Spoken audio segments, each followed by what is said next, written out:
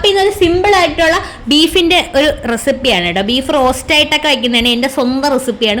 അപ്പോൾ അതിന് ഒരുപാട് ചെറിയുള്ളിയാണ്, അതൊക്കെ ഞാൻ അരിഞ്ഞു വെച്ചിട്ടുണ്ട്. പിന്നെ സവാളയും കുറച്ചെടുത്ത് അരിഞ്ഞു വെച്ചിട്ടുണ്ട്. പിന്നെ ഇഞ്ചി വെളുത്തുള്ളിയൊക്കെ ക്ലീൻ ചെയ്ത് വെച്ചു. ബീഫ് ഞാൻ വേവിച്ച് വെച്ചിട്ടുണ്ട് കേട്ടോ.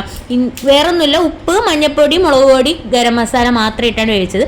പിന്നെ ഞാൻ ചീനിച്ചട്ടിലാണ് കേട്ടോ വയ്ക്കുന്നത്. ചീനിച്ചട്ടി ചൂടാക്കി അതിൽ വെളിച്ചെണ്ണ ഒഴിച്ച് കടുകിട്ട് പൊട്ടിച്ച് നമ്മുടെ സവാളയും ചെറിയ ഉള്ളിയും കൂടി ഇട്ട് ഉപ്പും കൂടി ഇട്ട് നന്നായിട്ട് വഴറ്റുന്നുണ്ട്. പിന്നെ ഇതിലേക്ക് ഞാൻ മഞ്ഞൾപ്പൊടി ആഡ് ചെയ്ത് കൊടുത്തിട്ടുണ്ട് കേട്ടോ. അത് കഴിഞ്ഞിട്ട് കുറച്ച് ഇഞ്ചി വെളുത്തുള്ളി പേസ്റ്റും കൂടി ഇട്ട് കൊടുത്തിട്ട് നന്നായിട്ട് വഴറ്റി എടുത്തിട്ട് പൊടികൾ ഇട്ട് കൊടുക്കണം.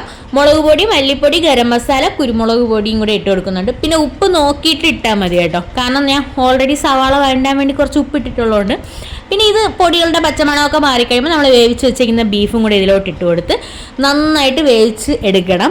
അപ്പോൾ നമ്മുടെ ഈ ചട്ടിയിൽ വയ്ക്കുമ്പോൾ ഒരു പ്രത്യേക ടേസ്റ്റാണ് കേട്ടോ. അവസാനം ഉപ്പൊക്കെ ഒന്ന് നോക്കിയിട്ട് കുറച്ച് കുരുമുളക് പൊടിയും കൂടി ഇട്ടെടുത്താൽ അടിപൊളി ടേസ്റ്റാണ് കേട്ടോ.